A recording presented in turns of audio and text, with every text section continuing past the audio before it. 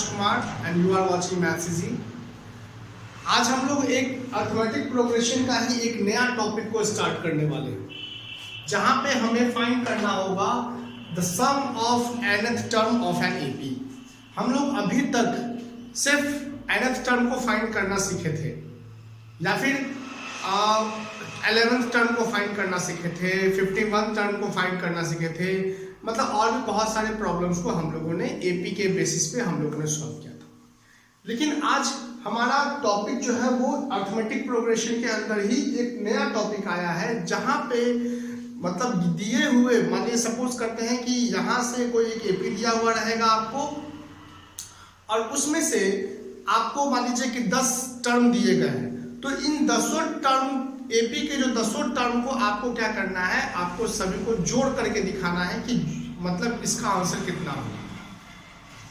अगर suppose n term दिया रहता तो हम लोग उसी को हम लोग बोलेंगे sum of nth term of an AP.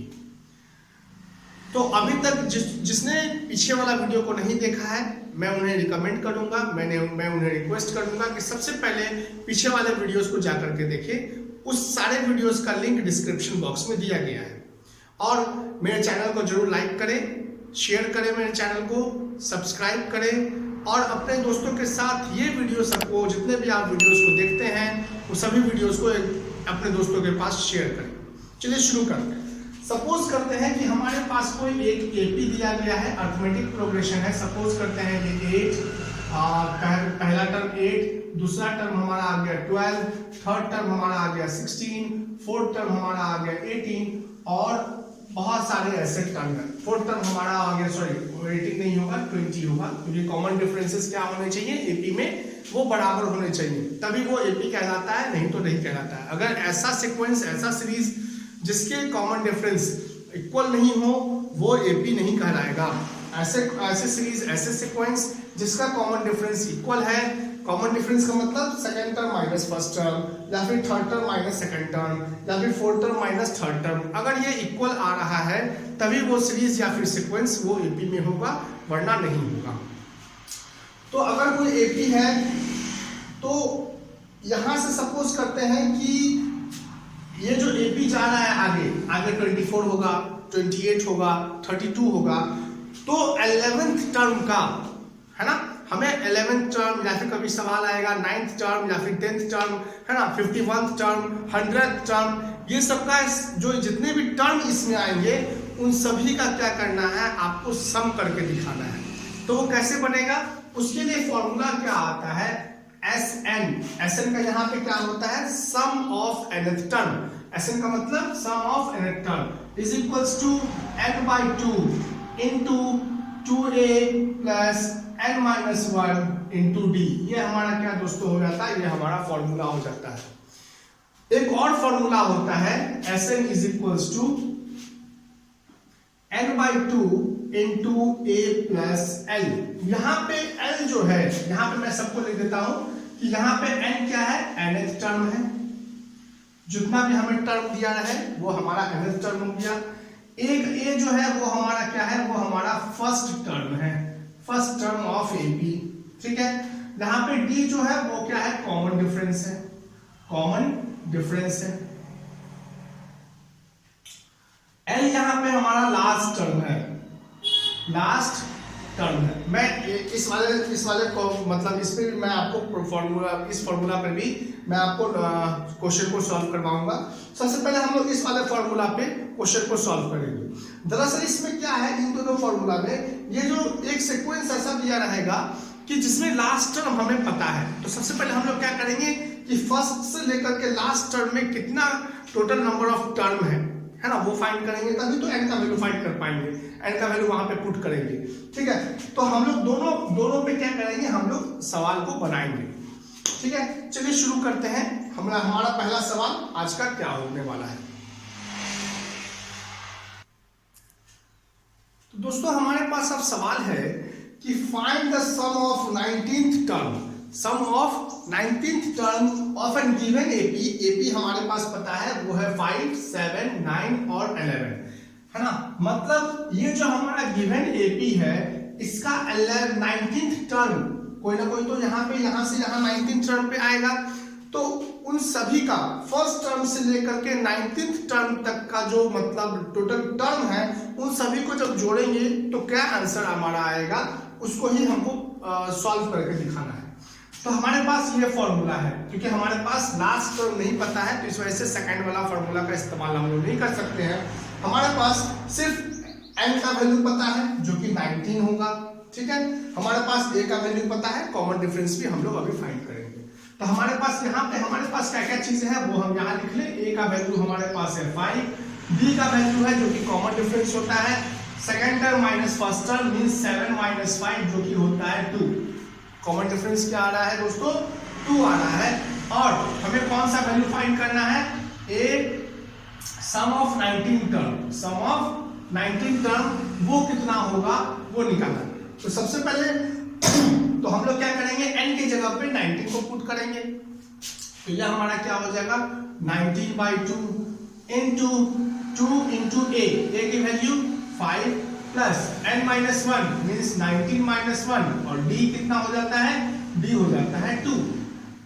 Solve कर देंगे तो 19/2 इंटू 5 2 10 प्लस 19-1 18 मल्टीप्लाई 2 मीन्स हो गया ये 36।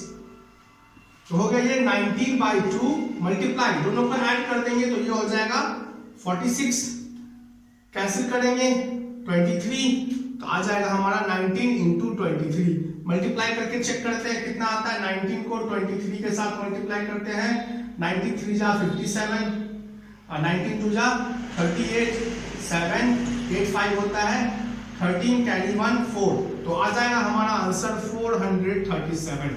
मतलब हम इस एपी का अगर फर्स्ट टर्म से लेकर के इसी एपी का 19th टर्म के सभी नंबर्स को जोड़े तो वो आएगा कितना 437। ठीक है, आई होप आपको पसंद आ रहा होगा। आगे चलते हैं अगले क्वेश्चंस की तरफ।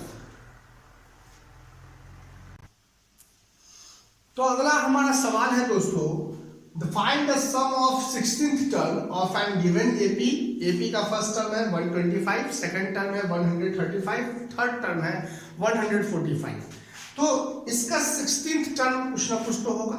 तो फर्स्ट टर्म से लेकर के 16th टर्म के सभी नंबर्स को अगर हम ऐड करेंगे तो वो कितना आएगा, उसी को हमें फाइंड करना है। तो मैंने अभी आपको इसी तरह का सवाल बताया है। आप इस वीडियो को पॉज करिए, खुद से सवाल को बनाने का एक बार ट्राई करिए, उसके बाद मैं बनाऊंगा, है ना। उसके बाद फिर उस आंसर को आप क्या करिएगा, उसको मैच कर लीजिएगा। ठीक है, तो वीडियो को आपने पॉज कर लिया होगा, खुद से आपने बना भी लिया होगा, उम्मीद है ना। तो अब आगे बढ़ते हैं कैसे क्या करना है, आंसर को चेक करिएगा। ए का वैल्यू दोस्तों यहाँ पे क्या है, ए का वैल्यू है हमारे पास 125 क्योंकि ये फर्स्ट टर्म है ना। कॉमन डिफरेंस हमारे पास क्या है 135 माइनस 125 जो कि आएगा 10 का कॉमन डिफरेंस है। यहाँ पे हमें क्या फाइंड करना है, हमें S16 कितना होगा वो हमें फाइंड करना है। मतलब यहाँ पे n का वैल्यू जो है दोस्तों वो 16 है। पुट करते हैं हम लोग फॉर्मूला में, तो 16/2 ये S16 का इज इक्वल्स टू है sum of 16 term, 16/2 into 2a, a की जगह पे हम लोग रखेंगे 125, ओके, प्लस n क्या है 10 माइनस सॉरी n क्या है 16 माइनस 1 इंटू d है हमारे पास 10। सॉल्व कर देंगे, कैंसिल यहां से भी कर सकते हैं, 2 8 होता है 16, तो 8 मल्टीप्लाई 8 इंटू 125 2 250 प्लस ये हो जाएगा कितना 15, 16 माइनस 1 15, 15 10 150, 8 मल्टीप्लाई दोनों को ऐड कर देंगे, आ जाएगा ये हमारा 0 5 5 10 कैरी 1 2 1 3 और 1 4। ठीक है, अब हम लोग क्या करते हैं मल्टीप्लाई करते हैं, 8 4 32 फिर 00। तो यहाँ क्या होगा sum of 16 term of this given AP is equals to 3200। ठीक है दोस्तों, तो अब है दोस्तों हमारे पास एक नया सवाल है फाइंड द सम। इसका सम हमें निकालना है 5 + 13 + 21 से लेकर के वो 181 तक गया है। तो हमारा जो ये एपी है है ना। ये तो अगर हम लोग क्या करते हैं, सम निकालते हैं, तो इससे पहले वाले मैंने दो सवाल को बनाया है, तो इसका मतलब सभी नंबर्स को हम लोग ऐड ही तो करते हैं हम लोग। तो हमारा एपी क्या बना 5, सेकंड टर्म हमारा 13, थर्ड टर्म हमारा 21 और लास्ट टर्म हमारा दोस्तों क्या हो गया 180। तो सबसे पहले तो हमें n का वैल्यू पता करना पड़ेगा। अब हमारे पास सेकंड वाला फॉर्मूला हम लोग यूज करते हैं, इसके यहाँ पे कर सकते हैं, या फिर फर्स्ट वाले फॉर्मूला से भी यूज करेंगे, दोनों फॉर्मूला को यूज करेंगे। अब बराबर ही आंसर आने वाला है, इक्वल ही आंसर आएगा। लेकिन क्योंकि हमें लास्ट टर्म पता है आप, ठीक है, तो लेकिन हमें n का वैल्यू पता करना पड़ेगा। तो याद करिए इससे पहले वाले जो मैंने बताया है, जब एपी दिया रहे लास्ट टर्म भी पता हो, तो n की वैल्यू कैसे फाइंड आउट करते हैं, an का फॉर्मूला यूज करके फाइंड करते हैं हम लोग। तो उसी प्रकार सबसे पहले हम लोग क्या करेंगे, यहां से यहां तक में फर्स्ट टर्म से लेकर के लास्ट टर्म के बीच में टोटल कितने नंबर ऑफ टर्म्स है, पहले उसको हमको फाइंड करना पड़ेगा। ठीक है, तो हम लोग पहले उसी को फाइंड करेंगे। तो an is equal to last term हमारा है, जो कि an के इक्वल होगा 181 है। फॉर्मूला क्या होता है an का, a plus n minus 1 into d is equal to हो गया ये 181। a की वैल्यू क्या है 5 है, प्लस n नहीं पता है हमें, d की वैल्यू क्या है, तो second term minus first term 13 minus 5 तो 8 होगा, बिल्कुल सही, इज इक्वल्स टू 181। सॉल्व करेंगे तो 5 plus 8n minus 8 is equals to 181। ठीक है, सॉल्व करते हैं तो ये आ जाएगा -3 plus 8n is equals to 181। -3 को राइट हैंड साइड में लेके जाए तो क्या बचेगा, 8n is equals to 181 plus 3 जो कि इक्वल होगा 184 के इक्वल होगा। Then n is equals to 184 by 8 से कैंसिल कर देंगे तो 8 टू जा होता है 16 और 2 8 3 जा 23। मतलब यहाँ फर्स्ट टर्म से लेकर के लास्ट टर्म के बीच में टोटल 23 टर्म्स है ना। 8 टू जा 16 होता है और यहाँ कैरी 2 8 3 जा 24, मतलब 23 टर्म्स है ना। यहाँ से लेकर के यहाँ तक में टोटल 23 टर्म्स है।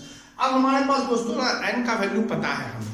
अब हम लोग क्या कर देंगे, बस फॉर्मूला में पुट कर देंगे, चाहे आप फर्स्ट फॉर्मूला में पुट करिए, चाहे वो आप सेकंड फॉर्मूला में पुट करिए, आंसर बराबर आने वाला है। तो हमारे पास क्या आ गया दोस्तों, a का वैल्यू है हमारे पास 5, d का वैल्यू है हमारे पास 8, n का वैल्यू है हमारे पास 23। ठीक है, अब आगे बढ़ते हैं, हमें क्या निकालना है, मतलब अब हमें पता चल गया कि सम n का वैल्यू क्या है 23, मतलब सम ऑफ 23rd टर्म निकालना है। मतलब हमें क्या निकालना है S23, है ना। पहले हम फिर से फॉर्मूला को लिख दें, Sn इज इक्वल टू क्या होता है n/2 into 2a plus n-1 into d, ये फॉर्मूला होता है। अब हमें क्या निकालना है, n का वैल्यू पता है, मतलब सम ऑफ 23 टर्म्स, है ना, इज इक्वल टू n की जगह पे 23/2, 2 इंटू a की जगह पे 5 प्लस n हो जाता है 23 माइनस 1, d है वो है हमारा 8। सॉल्व कर देंगे, ये हमारा आ जाएगा 23/2, मल्टीप्लाई करेंगे तो हो जाएगा ये 10 प्लस ये हो जाता है 23 माइनस 1 22 इंटू 8, मल्टीप्लाई कर देंगे 22 इंटू 8, 8 2 16 कैरी 1 इंटू 16 176। ओके, ठीक है, तो 23/2 इंटू दोनों को क्या करते हैं ऐड करते हैं, हमारा आंसर आ जाएगा 186। अब इसको कैंसिल आउट करते हैं 2 के टेबल से, 2 9 जा होता है 18, 2 3 जा होता है 6, मल्टीप्लाई करेंगे 23 इंटू 93, यहाँ पे सॉल्व करते हैं, मल्टीप्लाई करते हैं 23 और 93 को, 3 3 जा होता है 9, 3 2 जा होता है 6, 9 3 जा होता है 27, 9 2 जा 18 और 2 होता है 9 3 27 कैरी रहा 2, 9 2 जा 18 और 2 होता है 20। 9 फिर से एक बार चेक कर लेते हैं, 3 3 जा 9, 3 2 जा 6, 9 3 जा 27 कैरी रहा 2, 9 2 जा 18 और 2 20, तो 9 6 7 होता है 13 कैरी 1 और 2, मतलब सॉल्व कर देंगे तो 2139। मतलब जब हम यहाँ से यहाँ तक, मतलब फर्स्ट टर्म से लेकर के लास्ट टर्म जो कि हमारा 181 तक है, अगर वहां तक जोड़ते हैं तो हमारा आंसर आता है 2139। ये हमारा दोस्तों आंसर आता है। तो आई होप आपको ये वीडियो पसंद आया है प्लीज इसे लाइक करें, शेयर करें, सब्सक्राइब करें मेरे चैनल को। Thank you and have a nice day.